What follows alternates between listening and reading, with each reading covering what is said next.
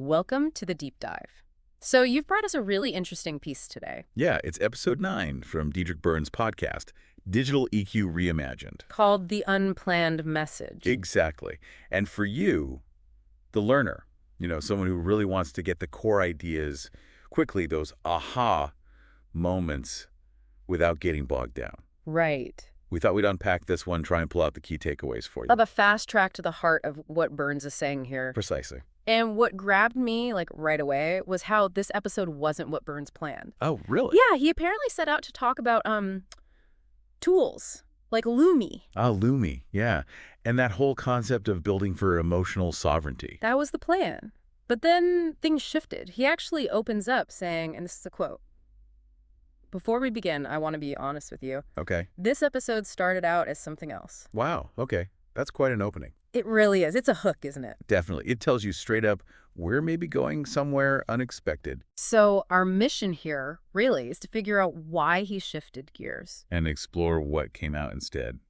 These themes, they feel more personal, maybe more universal. Yeah, it feels like it moves beyond just, tech talk. It feels deeper, more human. Absolutely. So the first big thing seems to be this realization he had Okay. that he was so focused on crafting this message for everyone else Right. that he kind of stopped listening to himself. Ah, He puts it really powerfully. "I'm not drowning, but I feel like I am." mm-hmm.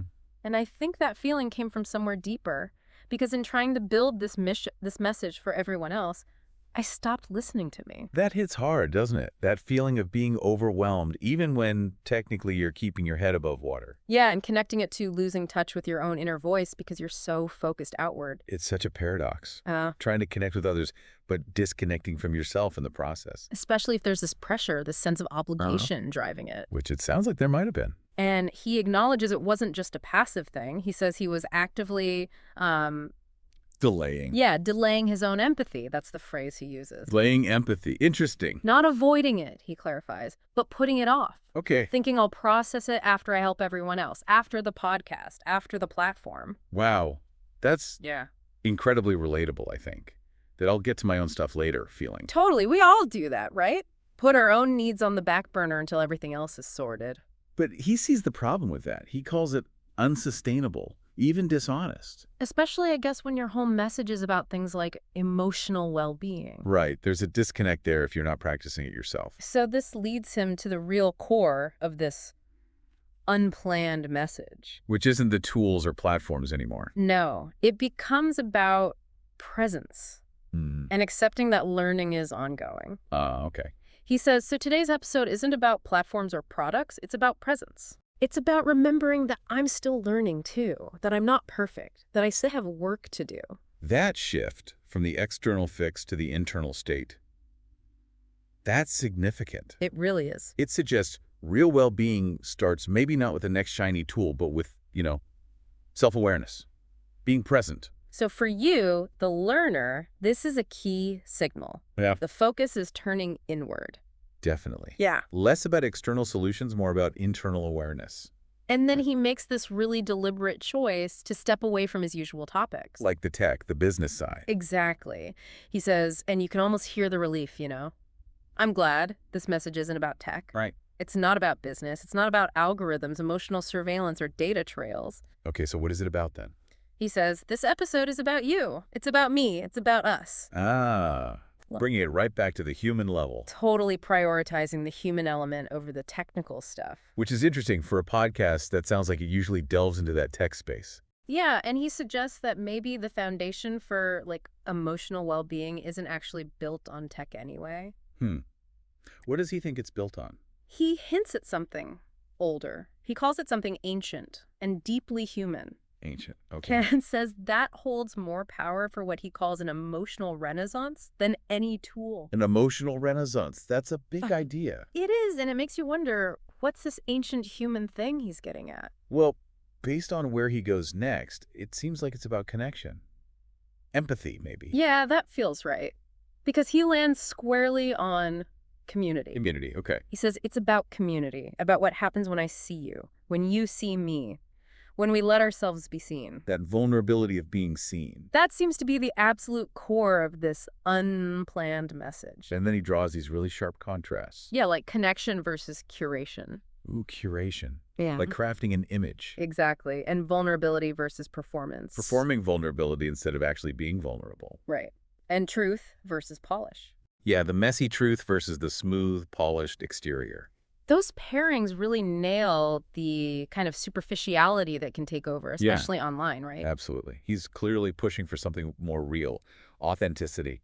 Genuine connection. And he makes this direct plea. Allow other humans to see you're human. See you're human. Not your avatar, not your profile. Like you're human. It's powerful. So why is community so central here? What's the function? He suggests is what actually holds us together, especially when other things, systems, fail. The fallback. The human safety net. Kind of. He says, because today we're not talking about systems. We're talking about what holds us together when the systems fail. Okay. We're talking about community and the quiet, powerful, emotional revolution that begins when we remember we were never meant to do this alone. A quiet revolution. I like that. And that reminder, never meant to do this alone. So for you, the learner, notice that emphasis. Resilience isn't just about tech infrastructure. It's about human bonds. It's fundamental, isn't it? That need for belonging, for mutual support, especially now. And building on that, he paints this picture, this vision. A vision of what? He asks us to imagine a world where community wasn't something you had to search for on a platform. It was everywhere. Everywhere. The world itself, our neighborhoods, our timelines, our nations, had become one connected emotional ecosystem, a global village. Wow. A global village. That's a hopeful image. It really is. Connection, not as something you seek out, but just the default state. And what drives this village? What are the values? He lists them. Care for now and the future. Okay. Preservation of dignity, of feeling, of emotional truth. Dignity and feeling. Also acknowledging witnessed pain. Witness pain. That's crucial. Not ignoring suffering. And valuing silence. Silence, too. Interesting. Not just noise and chatter. It paints a picture of a society that's just more compassionate, more emotionally aware, maybe. It sounds like it. Taking in the whole spectrum of experience. And how does emotional sovereignty fit in? In this vision, it's not just an individual thing, it's a shared responsibility. Shared. Yeah, something nurtured from childhood, built on consent, empathy, and intentional connection. Consent and empathy. Key ingredients. A place where just being human is actually valued. It sounds idyllic, maybe a bit of a pipe dream. Well, he kind of addresses that. He says it's not entirely a dream. We see bits of it already. Oh, yeah? Where? He gives examples like comment threads where strangers lift each other up. Okay, yeah, sometimes happens. Group chats, but also real-world stuff like community fridges, protest lines, listening circles. Ah, the offline connections, too. And late-night DMs, those private, supportive conversations. So grounding the vision in things that actually exist now. Exactly. Showing the potential is already here, online and off. But. There's always a but, isn't there? There is. He warns these connections are fragile. Fragile how? If we keep relying only on external systems for our emotional needs, the platforms. Right. The ones maybe not designed for our well-being. Precisely. He says, because if we keep leaving our emotional sovereignty up to systems designed to distract, divide, and extract from us, Distract, divide, extract. Oof. then we'll never reach that global village. We'll stay siloed, polished, performed. Siloed, polished, performed. Back to those earlier contrasts. And we'll wonder why we still feel so alone. That's the warning. A really critical point, especially for you, the learner. The danger of outsourcing our emotional lives. You can't just leave it to the algorithms. No, because their priorities might not be connection, but engagement, clicks, data. Things that can actually increase division and loneliness. So what's the alternative then? If not systems, what? He proposes this really fundamental shift in focus. He asks, maybe the revolution doesn't start in code. Okay, where does it start? Maybe it starts in compassion. Compassion. Maybe it starts when you say to another human being, I see you, and I'm still here. Wow. Just that simple act of recognition, seeing someone, being present. Maybe that's the real starting point for change. Not some complex system, but basic human connection. That feels profound, And he actually. brings him back around to that core message again. Allow other humans to see you're human. Yes. And he really paints a picture of what that means, what the real human looks like. Okay, describe it. Not the polished version, not the performative version, the real one. The real one. The one with cracked edges and sacred stars. Cracked edges, sacred scars. Yeah. The one that still feels joy when a child laughs. The one that cries silently in the car and doesn't always know why. Oh, wow. That specificity, it's so relatable. The one that's learning every damn day. That strength isn't about how much you hold in, it's about how honest you're willing to be. So strength is honesty as vulnerability, not as stoicism. Exactly. Embracing the imperfections, the messy bits, all of it. And he argues that hiding our scars, our struggles, it doesn't just hurt us. No, it prevents connection.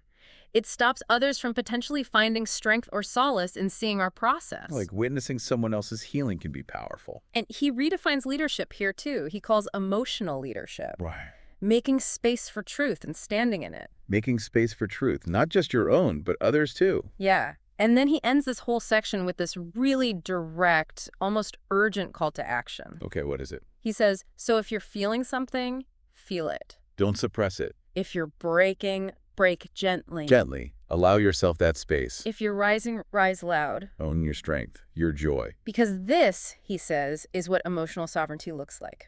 Messy. Real. Human. Messy, real Yeah. human, not perfect, not curated. Exactly. It's not about achieving some flawless state. It's about engaging honestly with whatever is true in the moment. So, stepping back from all this, Hmm. our deep dive into this unplanned message, Yeah. it really shows Burns making this significant pivot, doesn't it? Absolutely. He starts off thinking about tech solutions, Right? Tools for emotional sovereignty. but ends up arguing that the real path lies somewhere else entirely. In community, in genuine connection, in being authentically human with each other. Yeah, he draws this clear line, between relying on these external, potentially isolating systems. Yeah, and actually nurturing the human bonds that sustain us. He's saying our shared humanity, our empathy, that's the powerful stuff. More Right. powerful than any algorithm. It's a strong counter-narrative to a lot of tech discourse. And his closing thought really sums it up. He says, stay digitally sovereign, stay digitally smart. Okay, so still be aware in the digital space. And remember, stronger connection, not stronger algorithms. Stronger connection, not stronger algorithms. That's the takeaway. That really encapsulates the whole shift. So building on that, maybe a final thought for you, the listener, Yeah. thinking about this message. What's maybe one small way, one tiny step you could take today to be a little more present, perhaps a little more vulnerable in an interaction with someone? Just one small thing. And what might happen, what might shift if we all started doing that a bit more, prioritizing actually seeing each other and letting ourselves be seen in our everyday lives.